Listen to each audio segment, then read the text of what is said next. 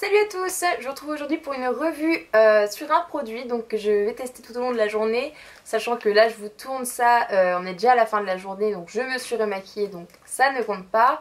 Mais donc j'ai décidé de vous faire une revue sur un produit qui est sorti il n'y a pas très longtemps. Donc c'est un fond de teint, le Fit Me Anti-Shine Stick de chez Maybelline. Donc c'est celui-ci. C'est un fond de teint donc en stick. Comme vous pouvez le deviner, je suis pas adepte des sticks mais j'ai quand même décidé de tester parce que j'ai vu quelques revues, quelques articles de blog américains qui m'ont intriguée. Donc je me suis dit je vais vous en faire une pour vous et le tester aussi moi-même par la même occasion. Le principe, c'est un fond de teint donc en stick qui est censé donc neutraliser les brillances des peaux mixtes tout simplement, des peaux mixtes ou légèrement grasses, j'arrive pas à dire jusqu'à vraiment grasse mais des peaux mixtes. Il est comme ceci, alors on voit plus trop la différence maintenant que je l'ai utilisé. Mais vous avez le milieu qui est un peu plus clair que le contour.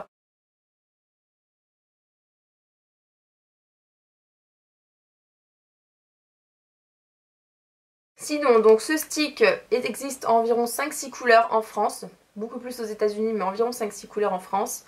J'ai pris la teinte 250 qui est beige soleil. Je vous invite quand même, si vous cherchez une teinte, à vous rendre dans les magasins où on peut tester, c'est-à-dire swatcher sur la main chez Monoprix, puisque les autres, normalement, c'est sous plastique et on ne peut pas. Donc normalement, chez Monoprix, on peut tester. Je l'ai acheté 14 € et quelques chez Monoprix. Vous avez deux teintes. Enfin, moi, celle qu'il y avait en rayon, il y avait deux teintes plus claires que celle-là et deux teintes plus foncées. Je pense que celle-là est parfaite, correspond vraiment plus ou moins à la couleur de ma peau en hiver. Mais quand je mettrai de l'autobronzant, parce que je n'en ai pas encore remis, mais quand j'en mettrai, je pense vraiment qu'il faudra que je me redirige vers la teinte miel. D'abord, je vais vous faire la revue sur ce produit pour voir si ça vaut le coup ou pas. Donc c'est parti, je vous montre ça tout de suite. Je pense que je vais faire des traits sur mon visage et que je vais ensuite l'estomper avec le pinceau pour le teint que j'utilise tout le temps, donc le Sigma Flat Kabuki F80.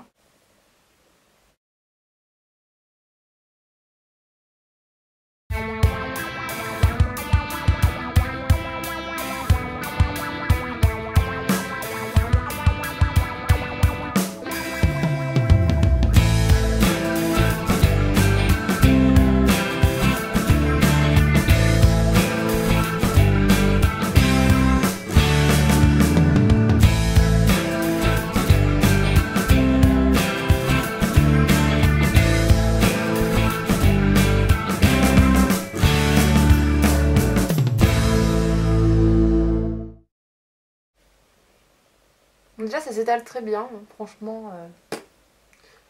J'avais un peu peur, je suis pas très fan des sticks, parce que j'ai déjà eu des correcteurs sticks ou des choses comme ça. Je trouve souvent que c'est beaucoup trop sec. Et du coup ça a tendance à faire à marquer les plis, etc. et à s'étaler vraiment très mal. Mais là ça s'étale très bien. Donc la couleur est un peu plus claire, hein, mais bon tant pis, c'est pas très grave. Là on est surtout là pour voir l'application et la tenue dans la journée. La texture est pas du tout trop sèche. C'est... Je sais pas, j'ai l'impression d'avoir rien mis quand je touche. Ça fait vraiment un fini légèrement mat, légèrement poudré. Non, c'est plutôt cool comme texture. Alors c'est vrai que là, une fois que je l'ai appliqué, je ressens pas du tout le besoin de poudrer pour le coup. J'ai une peau mixte, pas super grasse. Elle est super grasse lorsque je prends pas sans pilule en fait, mais depuis que je prends la pilule, elle est mixte, mais voilà, elle est plus aussi huileuse qu'avant, mais elle reste quand même bien mixte à ce niveau-là. Et là pour le coup, je ressens toujours le besoin de poudrer quand je mets un fond de teint liquide, et là non. Après il faut voir dans la journée. Alors au niveau de la couvrance, j'ai pas spécialement de choses à couvrir, mis à part les taches de rousseur que je déteste. Donc à ce niveau-là, je vais remettre un petit peu. J'en remets un peu aussi des cernes. Peut-être au doigt, on va voir. Pas trop. Si, c'est pas mal. Un peu comme un correcteur au doigt à la sensation. Vous voyez, hein, c'est pas trop couvrant. pour une couche à ce niveau-là, vous voyez, on voit quand même encore mes taches de rousseur. Mais ça fait quand même un teint unifié. Enfin, personnellement, dans le miroir, je vois carrément la différence avec avant. Je la vois la différence. Mais je pense quand même qu'il vaut mieux moduler si vous cherchez une couvrance vraiment moyenne, bien moyenne. Je pense qu'il vaut mieux faire 2 couches. Je pense que je vais faire 2 couches partout pour le fun, hein, pour le test en fait. Le test de la tenue, je préfère en mettre un peu plus, comme ça je vais vraiment... Vu que là je vois encore beaucoup ce que j'ai sur ma peau, ça va être un peu dur de juger de la tenue si j'en mets pas un peu plus. Donc je préfère en mettre un peu plus, comme ça, ce sera plus simple. Mais je sais que si je sors avec dans la rue, je mettrai qu'une couche. Hein. Vous voyez, on voit déjà un peu moins, c'est quand même un peu plus flouté. Je pense qu'on ne peut pas faire mieux. Pas faire mieux dans le sens où... là, je pense que c'est le maximum qu'on puisse obtenir en couvrance. C'est pas du tout une couvrance super puissante. Hein. C'est vraiment pour celles qui ont pas ou peu d'imperfections. Peu d'imperfections, je pense que ça passe quand même. Mais celles qui ont beaucoup d'imperfections, surtout beaucoup de boutons ou choses comme ça, je pense pas que ce fond de teint corresponde. Là, pour l'instant, ça fait vraiment un bel effet. Ça fait pas trop mat du style plâtre. On voit quand même un peu de brillance, mais il n'y a pas le côté huileux dû aux peaux mixtes ou aux peaux grasses. Donc pour l'instant j'aime bien. Je vais pas blusher, je vais rien mettre, je vais pas mettre de correcteur, rien du tout. Je vais laisser comme ça et puis on verra bien. Là il est 14 h, donc je reviendrai vers 16 h et après je reviendrai dans la soirée et comme ça on fera en 2 fois et pour le verdict. Voilà. En tout cas, ce que je retiens là après l'avoir appliqué, c'est quand même que l'application n'est pas du tout ce que je pensais en fait. Hein. C'est pas du tout sec ou quoi. C'est vraiment, ça glisse sur la peau très facilement et ça s'estompe au pinceau très facilement aussi et au doigt aussi. Je pense quand même que le pinceau, c'est le mieux pour l'appliquer. Alors, je vous retrouve, il est 16 h 45, donc un peu plus longtemps que ce que je vous avais dit, parce qu'en fait je suis en train de faire la cuisine pour 18 personnes demain, donc c'est un petit peu la guerre. Donc voilà, bref. Bon, je vais peut-être pas vous montrer mon mec en maillot de bain. Il est 16 h 45, donc je sais pas si vous... Voilà, 16 h 45. Alors, sachant que je suis pas restée assise hein, dans mon canapé puisque j'ai fait enfin je suis encore en train de faire de la cuisine, donc je l'ai testé en situation réelle on va dire. Enfin que j'ai du fromage sur la joue.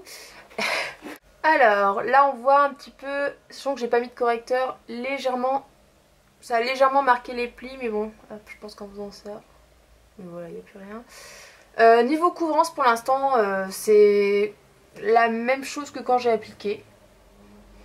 Voilà, chez la caméra quand je me regarde ça fait pas pareil que ce que je vois dans le miroir, mais pour l'instant j'ai la même tête qu'il y a 2h30. Enfin, au niveau de la couvrance c'est toujours pareil. Au niveau de la matité, bah je brille pas. Enfin, je brille pas plus que ça quoi. Enfin, c'est l'éclat on va dire normal de la peau à peu près. Juste au toucher, c'est peut-être légèrement plus gras, mais pas... c'est pas quelque chose de dérangeant. On n'est pas au stade où voilà, je trouve que je suis vraiment grasse, etc. Je vois pas vraiment de différence. Sur mon nez, ça... C'est peut-être parce que je me suis frotté le nez, oui, donc ça a moins bien tenu. C'est peut-être pour ça. Mais non, là pour l'instant au niveau de la tenue, j'ai rien à dire, c'est toujours pareil. Et au niveau de la matité aussi. Donc on se revoit vers 19 h je pense, pour le point final. 19 h, 19 h 30. Pour voir si c'est toujours comme ça, impeccable. Donc voilà. Alors je vous retrouve pour la dernière partie. Il est 19 h 35. Je vous montre quand même. Ça fait 5 h 35 que je porte ce fond de teint. Je pensais que c'était une durée voilà, à peu près... Enfin c'est assez long pour voir l'efficacité d'un fond de teint, puisque de toute manière on peut faire des retouches en cours de journée, donc voilà. Alors, je vais regarder dans mon miroir. Je trouve qu'au niveau de la couvrance, c'est toujours pas trop mal. Hein. Je vois pas trop la différence avec le point que j'ai fait il y a 2-3 heures, 3 heures. Je vois vraiment pas trop la différence. La seule différence que je vois c'est au niveau du nez parce que j'ai porté mes lunettes et la chose que j'ai remarqué avec ce fond de teint c'est beaucoup plus, enfin plus qu'avec les fonds de teint liquides. Si on touche le fond de teint il s'en va quand même pas mal, c'est-à-dire si vous avez... vous mettez votre écharpe pour que ça frotte, vous faites comme ça avec votre main, vous mettez vos lunettes après sont couvertes de fond, enfin dessous, il y a vraiment, ça enlève vraiment le fond de teint. Donc il n'a pas, comment dire ça, sur la peau si vous vraiment vous faites attention, il a une très bonne tenue. Mais voilà, dès qu'on effleure le fond de teint avec n'importe quoi, c'est vrai que bah, ça le fait quand même partir. Donc c'est pour ça que là c'est moins couvert parce que mes lunettes, en plus je fais toujours comme ça parce qu'elles sont mal réglées. Donc bon voilà, j'ai enlevé pas mal de fond de teint en faisant ça. Mais sinon, quand même toujours un teint assez lumineux et assez uniforme. Même voilà, à 19h40, je trouve que qu'il est plutôt pas mal. Alors, en gros, pour faire un point final sur ce fond de teint. Alors, qu'est-ce que j'aime bien dans ce fond de teint, déjà, pour commencer. Alors, je trouve que le côté... enfin voilà, le packaging... La façon dont il est fait, je trouve que c'est très pratique dans le sens où voilà, vous êtes en journée, vous allez au travail, dans le sac à main, un petit miroir, pof, on tapote et voilà, en 3 secondes c'est fait. Enfin, c'est quand même super... Bon, du coup, je vais en mettre de l'autre côté. C'est quand même super pratique ce côté...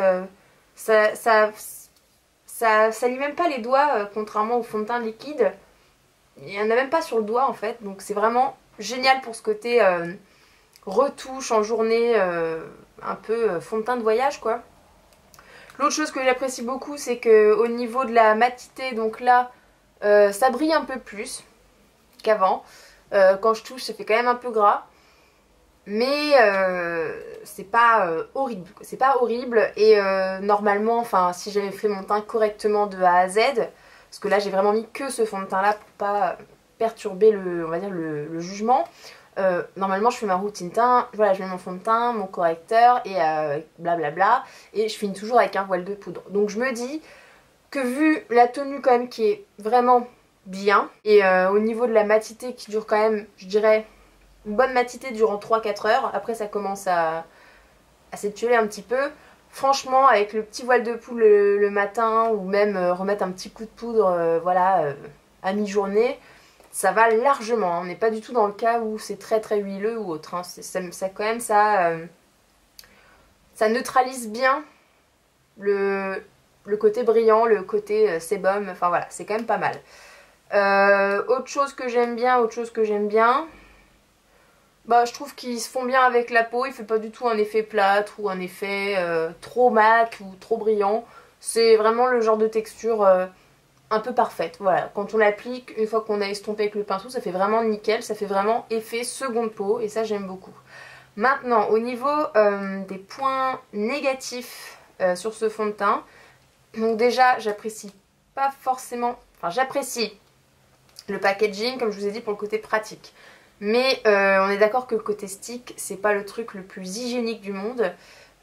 Si vous avez une peau qui a tendance à avoir des petits boutons, etc., c'est quand même pas super de voilà, d'appliquer comme ça à même le stick. Sauf que l'appliquer autrement, c'est quand même un peu compliqué. À part se le mettre sur le doigt et après se mettre le doigt, enfin...